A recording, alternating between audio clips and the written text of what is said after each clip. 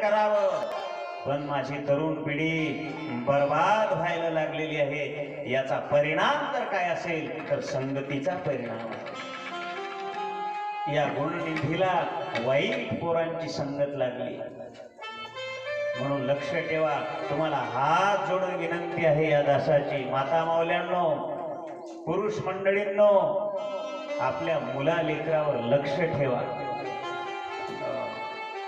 आपला मुलगा, त्याला कोणकोणते मित्र आहेत, तो कोण्या ठिकाणी चाललेला आहे। रात्री जर पोराला यायला उशीर होत असेल तर त्याला जरूर विचारा, अरे तू कुठे गेला होतास, इतके वेळ काय केलास, कुणासोबत होतास, मला असं विचारू नये। विचारलंच पाहिजे। आणि जर तुम्ही कानाडोळा करत असाल, विचारत नसाल, तर त्याला बळ मिळत असतं।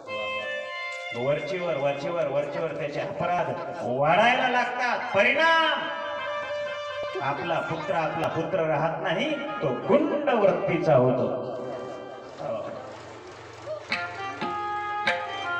ही सांगणारी आमची शिवकथा आहे, हे संस्कार देणारी, याकरता हे आयोजन आहे।